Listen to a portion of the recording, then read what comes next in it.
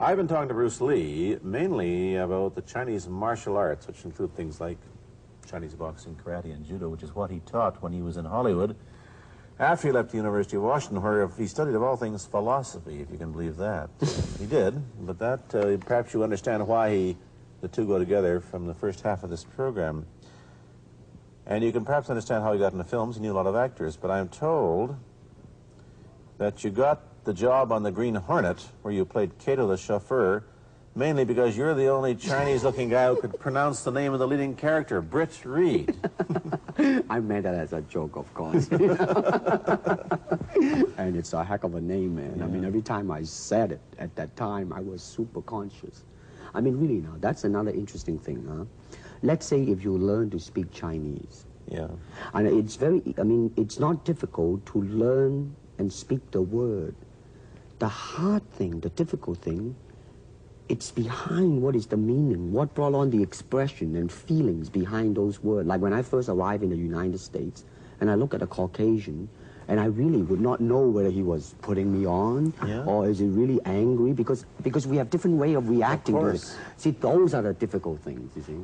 It's almost as if you came upon a strange race where a smile didn't mean what it does to us. In fact, a smile doesn't always mean the same, does it? Of course not. Yeah, I just thought of that.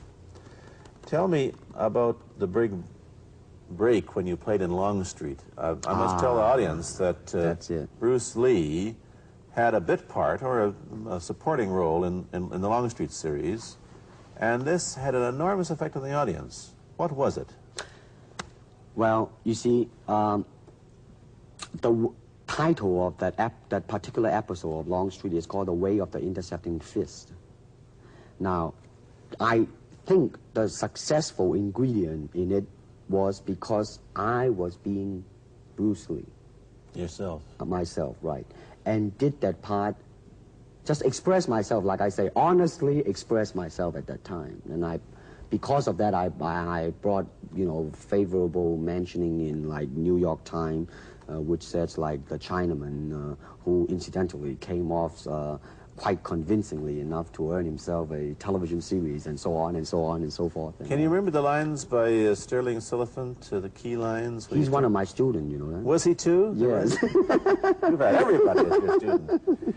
But you read, there were some lines that expressed your philosophy. I don't know if you remember them or not. Oh, I remember that. I Let's said, hear. This is what it is, okay? You're talking to Longstreet, played by James Francesca. I said, empty your mind. Be formless, shapeless, like water. Now, you put water into a cup, it becomes the cup. You put water into a bottle, it becomes the bottle. You put it in a teapot, it becomes the teapot. Now, water can flow, or it can crash. Be water, my friend. Like that, you see? Oh, I see. I get the idea. I get the power behind it. So, now, two things have happened. First, there's a pretty good chance that you'll get a TV series in the States called The Warriors, in which you use, what, the martial arts in a Western setting? That was the original idea. Now, Paramount, I did Longstreet for Paramount, and Paramount wants me to be in a television series. On the other hand, Warner Brother wants me to be in another one, but both of them, I think, they want me to be in a modernized type of a thing. And they think that Western idea is out. Whereas you want to do the Western, eh? I want, because you see, I mean, how else can you justify all these punching and kicking and violence except in that period of the West? I mean, in nowadays, I mean, you don't go around on the street kicking people or punching people. Because if you do,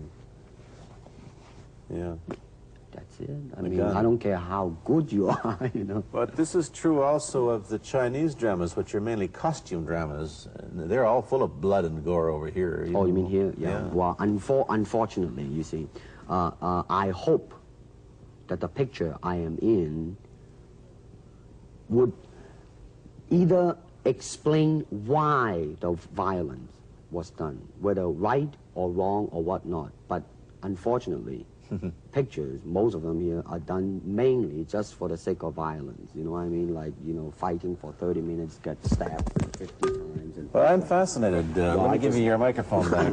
I'm fascinated that you came back I am a martial artist. You came back to Hong Kong on the verge of success in Hollywood and full of it, and suddenly, on the strength of one picture, you become a superstar. Everybody knows you. You have to change your phone number. You get mobbed in the streets. Now, what are you going to do? Are you going to be able to live in both worlds? Are you going to be a superstar here, or one in the States, or both? Well, let me say this. First of all, the word superstar really turned me off, and I'll tell you why. Because the word star, man, is an illusion. It's something what the public calls you. You should look upon oneself as an actor, man. I mean, you would be very pleased if somebody say, hey, man, you are a super actor. It is much better than, you know, superstar. Yeah, therefore, you've got to admit that you are a superstar. You're not going to, if you're going to give me the truth. I am now. I'm honestly saying this, okay? Yes, I have been very successful. Yeah. Okay? But I mean, I think the word star is I mean, I do not look upon myself as a star. I really don't. I mean, believe me, man, when I say it. I mean, I'm not saying it because I... What are you going to do? Let's get back to the question. Okay. Are you going to stay in Hong Kong and be famous? Or are you going to go to the United States and be famous? Or are you going to try and eat your cake and have it too? I am going to do both because, you see, I have already made up my mind that in the United States, I think something about the Oriental, the true Oriental should be shown. Hollywood sure as heck hasn't. You better believe it, man. I mean, it's always that pigtail and bouncing around, chop, you know, with the eyes slant and all that. And I think that's very, very out of Is it true that you were, the first job you had was being cast as Charlie Chan's #1 boy? Yeah, #1 son, yeah. No, they never made the movie. No. They were going to make it into like a new Chinese James Bond type of a thing. Now that, you know, the old man Chan is dead, Charlie is dead, and his son is carrying on. But they didn't do that. No. Batman came along, you see, because, and then everything was started to be going into that, you know, that kind of, which you were in. But by the way, I did a really terrible job in that, I have to say. Really? You didn't like yourself? I didn't see it. Let me ask you, however, about the problems that you face as a Chinese hero in an American series. Have people come up in the industry and said, well, we don't know how the audience are going to take a non-American? Well, such question has been raised. In fact, it is being discussed, and that is why The Warrior is not going to be on. I see. You see, because unfortunately, such thing does exist in this world, you see, like, I don't know, certain part of the country, right? Where, like, they think that business-wise, it's a risk. And I don't blame them, I mean, in the same way, it's like in Hong Kong, if a foreigner come and became a star, if I were the man with the money, I probably would have my own worry of whether or not the acceptance would be there. But that's all right, because if you honestly express yourself, it doesn't matter, see? Because are you, how about the other side of the coin? Is it possible that you are, I mean, you're fairly hip and fairly Americanized. Are you too Western for Oriental audiences, do you think? Oh, man, like, how? I have been criticized for that. You have, eh? Oh, yes, definitely. So. Well, let me say this.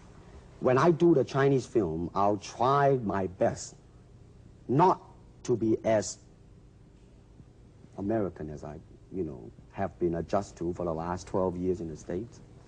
But when I go back to the States, it seems to be the other way around. You know what I mean? Too exotic, eh? Yeah, man. I mean, they're trying to get me to do too many things that are really for the sake of being exotic. You understand what I'm trying to say? Oh, sure.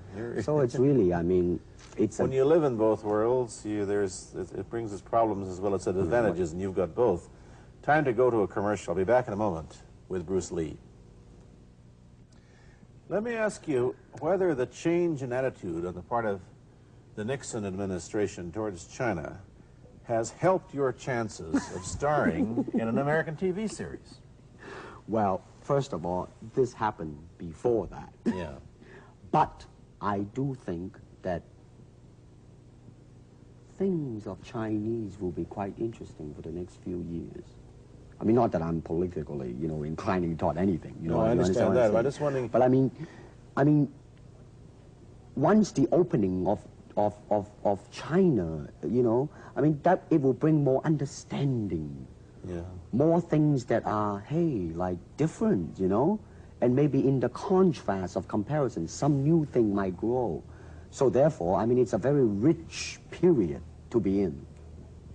I mean, like if I were born, let's say, 40 years ago. Yeah. If I have a thought in my mind, I said, boy, I'm going to star in a movie or star in a television series in America. Well, that might be a vague dream, but I think right now, maybe, man. You still think of yourself Chinese, or do you ever think of yourself as North American? You know what I want to think of myself? As a human being. Because, I mean, I don't want to sound like, you know, as Confucius say, but under the sky, under the heaven, man, there is but one family. It just so happened, man, that people are different. Okay, we got to go. Thank you, Bruce Lee, for coming here. Thank you for watching. Thank you. You've been watching Bruce Lee on The Pierre Burton Show, a half-hour program of conversation, opinion, and debate. This is Bernard Cowan speaking.